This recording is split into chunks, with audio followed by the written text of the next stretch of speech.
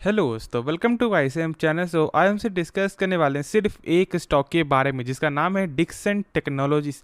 अब देखो, ये जो स्टॉक आपको फिलहाल अभी एक अच्छे खासे प्राइस में देखने को मिला है, यानी कि लगातार यहाँ पे तेजी का माहौल आपको देखने को मिला है। तो यहाँ पे अब जो दो डाउट आता है कि क्या हम लोग यहाँ पे आपको जो क्या स्टॉक को सेल कर दे जिनका प्रॉफिट हो रहा है, या फिर क्या यहाँ पे हम लोग फ्रेश एंट्री ले सकते हैं। लेकिन देखो, और एक यहाँ पे टर्म आता है कि जो लोग यहाँ पे आपको ये जानना चाहते हैं कि कंपनी क्या लॉन्ग टर्म के लिए सही है या नहीं। देखो, लॉन्ग टर्म का यहाँ पे सबसे पहले हम लोग चेक करते हैं क्या बिजनेस इसका सही है या नहीं।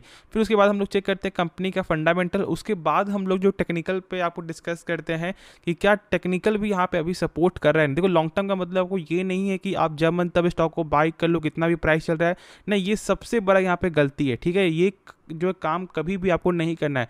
जो लोग ऐसा बोल रहे हैं कि जब मन तब बाई करो, देखो कंपनी तो जरूर में सही है, लेकिन यदि आप मान लो कि आज इसका प्राइस यहाँ पे चल रहा है आपको 4,000, और जब आप यहाँ पे 4,000 में बाई कर लेते हो, ठीक है, 10 पीस से मान लो बाई कर रहे हो, और जब इसका प्राइस जब आपको जाएगा 3500, फिर आप 10 पीस बाई करोगे तो फिर क्या फायदा। जो चीज़ आप पहले ही आप यहाँ पे 3500 में बाई कर सकते हो, तो फिर आपको 4,000 में बाई क्यों करना है। तो इसलिए आपको यहाँ पे टेक्निकल पे भी जो है भरोसा करना पड़ेगा। आपको टेक्निकल का सहायता यदि नहीं लोगे तो फिर आप एक हाई प्राइस में स्टॉक को हमेशा बाई करते रहोगे, ये मेरा गारंटी है। ठीक है, तो आपको इस वीडियो में यहाँ पे हम लोग क्या डिस्कस करेंगे, पहला इसके बारे में कुछ हम लोग जानेंगे कि यहाँ पे अभी क्या न्यूज़ आपको देखने को मिल रहा है थोड़ा, और प्लस हम लोग बात करेंगे इसका बेसिक आपको फंडामेंटल कि क्या कंपनी यहाँ पे लॉन्ग टर्म के लिए सही है या नहीं। और उसके बाद हम लोग आपको अंत में डिस्कस करेंगे इसका टेक्निकल, क्योंकि टेक्निकल बहुत ज़्यादा यहाँ पे इंपॉर्टेंट रोल है। तो आप इस वीडियो को जरूर से अंत तक देखो। अब देखो यहाँ पे आपको न्यूज़ क्या आ रहा है। अब जानते हो कि यहाँ पे जो डिक्सन टेक्नोलॉजीज जो है आपको पार्टनरशिप करते हुए दिखाई दी है सामी इंडिया के साथ, और इसके लिए यहाँ पे स्टॉक में गेन भी देखने को मिला था। क्यों? क्योंकि अब जो है डिक्सन यहाँ पे एक्सपोर्ट भी करते हुए दिखाई देगी आपको, जो यहाँ पे अच्छा है। क्योंकि जैसे जैसे देखो, यदि आप अपने जो इनका काम है, यदि ये अपने बिजनेस को यहाँ पे ग्रो नहीं करते हुए दिखाई देगी, तो फिर इसका यहाँ पे आज जो बिजनेस चल रहा है ऐसा हो सकता है ऐसा लॉन्ग टर्म में चलते हुए दिखाई ना दे। तो ऐसा बिल्कुल नहीं है। यहाँ पे डिक्सन जो है यहाँ पे नए नए कंपनी को यहाँ पे आपको एक्वायर कर रही है, यानी कि एक पार्टनरशिप यहाँ पे करते हुए दिखाई दे रही है, जो लॉन्ग टर्म के हिसाब से सबसे गुड साइन है। ठीक है, तो ये तो आपको समझ में आ गया कि कंपनी का बिजनेस में कोई भी खराबी देखने को नहीं मिलता है। अब लोग यहाँ पे चेक करते हैं कुछ बेसिक फंडामेंटल। तो पहले चेक करो यहाँ पे मार्केट कैप। अब मार्केट कैप यहाँ पे आपको 23,000 करोड़ का देखने को मिलता है, जो एक बड़ा यहाँ पे मार्केट कैप है। देखो, आप एक चीज़ जो है आपको जरूर समझनी थी, आप मार्केट में तुरंत आए हुए ना, तो फिर आपको मार्केट कैप जरूर से चेक करना है। आप जो है वही स्टॉक का पैसा लगाओ जिसका मार्केट कैप यहाँ पे आपको हज़ारों में देखने को मिलता है।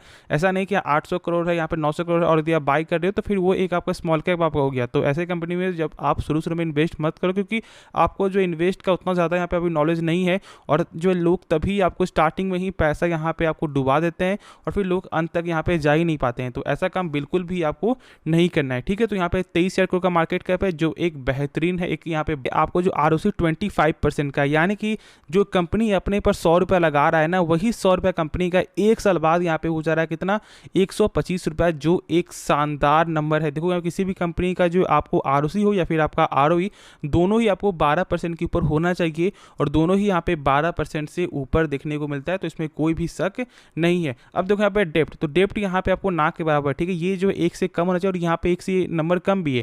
लेकिन मैंने आपको बताया हुआ है कि हम लोग यहाँ पे चेक करते हैं इंटरेस्ट कवरेज रेशियो, जो यहाँ पे आपको 6.69 टाइम है। अब इसका मतलब क्या होता है? देखो, इसका मतलब है यदि कंपनी मान लो 100 रुपये कर्ज ले रहा है, तो इसके बदले कंपनी का सेल कितना हो रहा है, तो यहाँ पे आपका हो रहा है आपका 669 रुपया। ठीक है, तो इसका मतलब ये है कि कंपनी कहीं ना कहीं आपको कर्ज में जो है फंसने का चांस बहुत कम है। देखो, यहाँ पे होता क्या है कि किसी भी कंपनी का ये जो आंकड़ा है ना, आपको 5 टाइम्स से ऊपर होना चाहिए। यानी कि यदि कंपनी मान लो 100 रुपये कर्ज ले रहा है, तो कंपनी का सेल आपका होना चाहिए 500 रुपये का। ठीक, कम से कम मैं आपको बता रहा हूँ। ठीक है, और यहाँ पे आपका सही है। लेकिन देखो, यदि 8 टाइम्स से ऊपर होता है ना, तो फिर कंपनी का जो इंटरेस्ट कवरेज रेशियो हो वो यहाँ पे आपका परफेक्ट होता है। लेकिन यहाँ पे थोड़ा कम देखने को मिलता है। लेकिन हाँ, यहाँ पे एवरेज से जो है सही ही आंकड़ा है, तो दिक्कत वाली कोई भी बात नहीं है। अब देखो, जब हम लोग यहाँ पे आगे बढ़ते हैं और चेक करते हैं कंपनी का सेल्स इस वक्त कैसा देखने को मिला है, तो आप देख रहे हो कि सेल्स में यहाँ पे कभी कभी अप्स एंड डाउन देखने को मिलता है, लेकिन आपको ज़्यादा यहाँ पे गेन ही देखने को मिला है। तो दिक्कत वाली कोई भी बात नहीं है। मेन चेक करो प्रॉफिट क्या हो रहा है, तो प्रॉफिट यहाँ पे आपको जो ईयर ऑन ईयर के बेसिस से आपको गेन देखने को मिला है, और यहाँ पे आपको क्वार्टर बेसिस से भी इस बार का नंबर यहाँ पे सही आते हुए दिखाई दिया, और इसलिए कहीं ना कहीं यहाँ पे आपको जो क्वार्टर के रिजल्ट से भी आपको हेल्प जो आते हुए दिखाई दे रहा है। अब हम लोग यहाँ पे चेक करते हैं इसका बैलेंस शीट। तो बैलेंस शीट यहाँ पे क्या देखने को मिलता मिलता है कि इसका जो आपको शेयर जो कैपिटल है वो यहाँ पे आपको सही है, ठीक है, लगातार बढ़ते हुए दिखाई दिया है। फिर हम लोग यहाँ पे चेक करते हैं रिजर्व, तो यहाँ पे रिजर्व भी यहाँ पे गेन हो रहा है। और जब कर्ज हम लोग चेक करते हैं बोरोइंग, तो यहाँ पे आप देख रहे हो कि कर्ज में आपको कमी आते हुए दिखाई दी, जो सबसे अच्छा संकेत है। अब देखो जो अभी मैंने आपको बताया था ना, यहाँ पे आपको ROC, ये आपको जो यही 3 चीज़ से आपको डिफाइन होता है, यानी कि शेयर कैपिटल, रिजर्व और प्लस आपका बोरिंग। लेकिन ये हम लोग जब बस शॉर्ट में जान लेते हैं कि आपका यहाँ पे होता है क्या ROC, लेकिन जब यदि आपको लॉन्ग में जानना है तो ये तीनों चीज़ को जो है कैलकुलेट करके ही हम लोगों को यहाँ पे नंबर मालूम चलता है।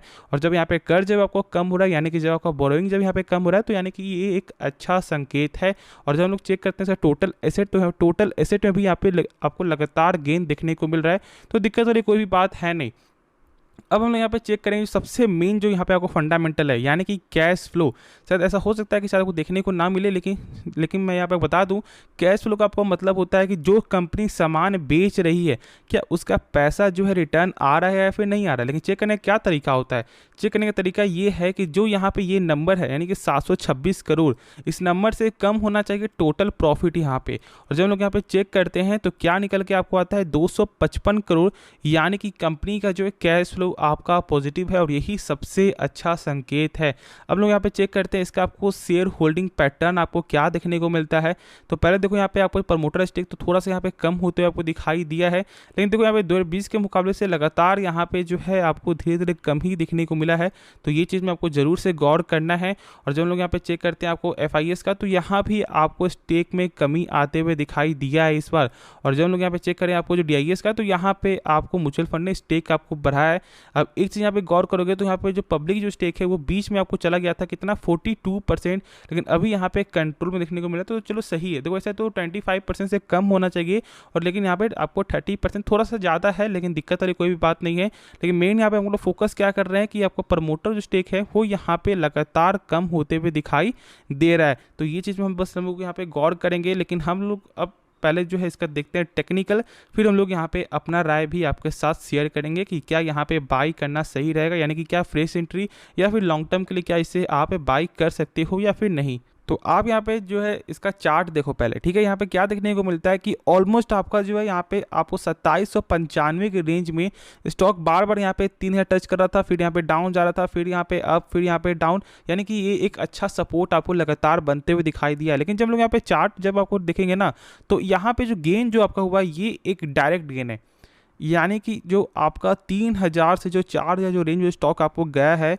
वो बहुत कम दिनों में यहाँ पे स्टॉक आपको जाते हुए दिखाई दिया है। ऑलमोस्ट यहाँ पे हम लोग ऐसा बोल सकते हैं 15 दिन में जो स्टॉक इतना ज़्यादा यहाँ पर रैली हुआ है, और कहीं भी बीच में हम लोग ऐसा नहीं बोल सकते हैं कि यहाँ पे सपोर्ट कहीं देखने को मिल रहा है, ठीक है। तो इस चीज़ को आपको ज़रूर से यहाँ पे ध्यान देना है। और जहाँ तक ऐसा मेरा मानना है ना, जब तक इसका जो आपको लेवल यहाँ पे 3900 जो यहाँ पे आप देख रहे हो, जो मैंने यहाँ पे आपको जो लाइन जो यहाँ पे मैंने आपको डाला हुआ है, जिसे हम लोग बोलते हैं आपको रेजिस्टेंस, जब तक आपको इसे ब्रेकआउट नहीं करता है तब तक हम लोग यहाँ पे स्टॉक को बाई नहीं करेंगे। क्योंकि देखो यहाँ पे बोनस जो अभी देखो जब इसका प्राइस जब आपको आगे जाएगा ना, यानी कि 3980 की जब लेवल आपको स्टॉक ऊपर जाएगा, तब हम लोग जो यहाँ पे आपको बाई करेंगे ना, तो वो यहाँ पे सही तरीका होगा। लेकिन अभी यहाँ पे ऐसा हो सकता है कि एक बार आपको जो है करेक्ट होते हुए दिखाई दे जाए, क्योंकि यहाँ पे पूरा आपको जो पॉसिबिलिटी यहाँ पे बनता है, क्योंकि यहाँ पे लोग जो प्रॉफिट बुकिंग पक्का करेंगे।